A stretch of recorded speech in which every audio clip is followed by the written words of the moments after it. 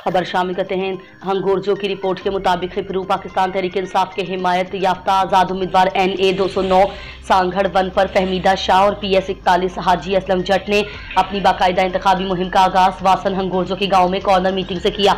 इस मौके पर कॉर्नर मीटिंग में आए लोगों से फहमीदा शाह ने कहा कि हमें हर तरह से इलेक्शन लड़ने से रोका गया, हमारा इंतखाबी निशान छीना गया और तो और हमारे बैनर्स पैनाफ्लेक्स पर भी हमारे कायदीन की तस्वीर लगाने से मना किया गया, मगर हम फिर भी इलेक्शन लड़ रहे हैं। और गुज़िश्ता 15 सालों से तालुका खिपरू पर हुकूमत करने वालों ने खिपरू शहर को पेरिस बनाने के दावे किए थे, मगर खिपरू को पेरिस के बजाय खंडरात में तब्दील कर दिया गया है।